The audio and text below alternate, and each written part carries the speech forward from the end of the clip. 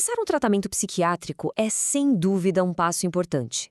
É um caminho de esperança, mas que também vem cheio de dúvidas, né? Efeitos colaterais, vários remédios ao mesmo tempo, o medo de parar. Enfim, como navegar por tudo isso com segurança? Hoje a gente vai fundo para entender a parceria que é essencial para garantir o sucesso e o bem-estar nessa jornada. Olha, essa sensação é super comum e pode ser bem desconfortável.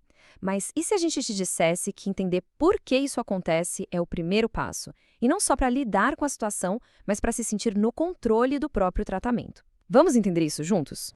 Afinal de contas, por que um remédio que é feito para ajudar a nossa mente acaba causando reações no corpo todo?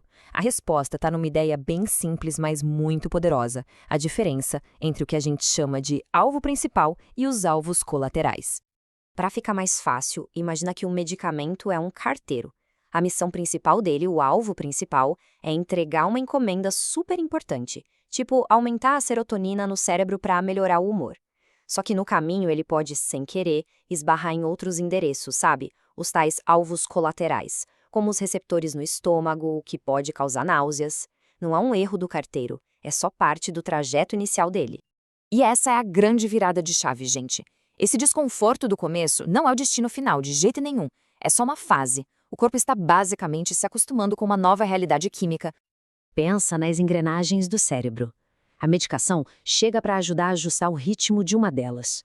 No comecinho, é natural que dê um pequeno tranco, até que o sistema todo se sincronize de novo. Esse período de adaptação não só é normal, como é esperado. Mas ok, o corpo se adaptou. A jornada continua.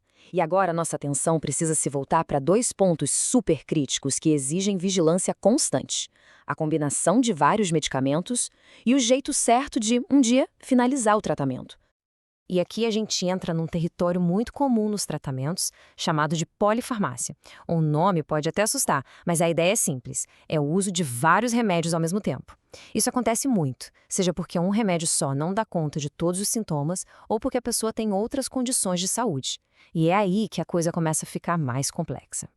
O grande perigo aqui é uma espécie de congestionamento químico no corpo. Por exemplo, um remédio para ansiedade pode diminuir o efeito de um para pressão alta. Ou então, dois remédios que dão sonolência, quando somados, podem deixar a pessoa incapacitada. E no pior cenário, um pode simplesmente anular o efeito do outro. É um jogo de equilíbrio muito delicado.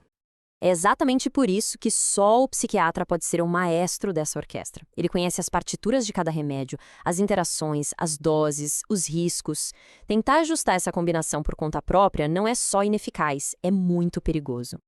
E o outro lado da moeda é igualmente arriscado. O objetivo é se sentir bem, certo? Tão bem que às vezes bate aquela tentação de simplesmente parar o remédio. O problema é que o cérebro, que já se acostumou com aquele ajuste, reage muito mal a essa retirada súbita. O resultado pode ser a chamada síndrome de descontinuação, que é tipo um protesto do corpo. A retirada de um medicamento não é um pulo de paraquedas, é uma descida de escada, com calma, degrau por degrau.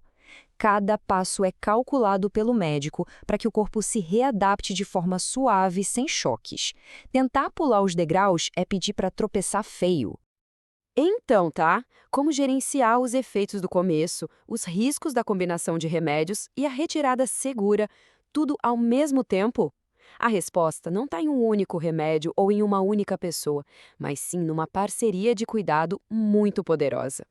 Pensa assim, ó, o psiquiatra foca no hardware, na química do cérebro. Ele ajusta a medicação para que as engrenagens funcionem direitinho. Já o psicólogo trabalha com o software, os pensamentos, os sentimentos, os comportamentos. Um cuida da base biológica e o outro das ferramentas para a gente usar essa base da melhor forma possível. E é aqui que a mágica acontece. O paciente chega na terapia e fala: olha, estou sentindo mais sono depois do almoço.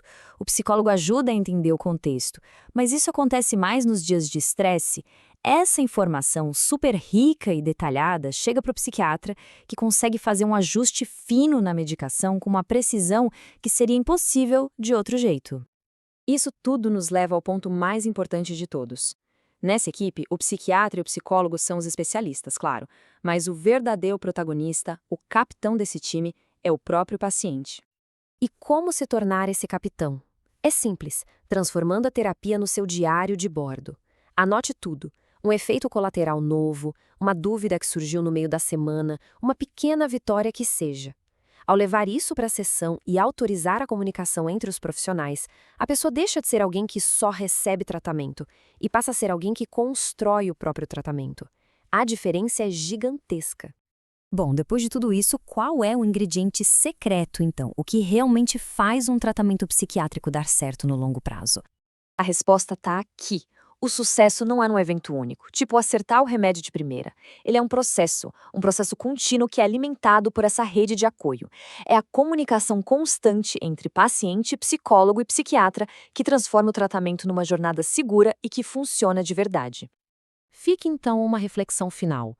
Como será que a comunicação pode fortalecer a jornada de tratamento de cada um? Seja na posição de paciente, de familiar ou de amigo, vale lembrar que uma pergunta feita, uma sensação compartilhada, pode ser o passo mais importante na busca pela saúde mental.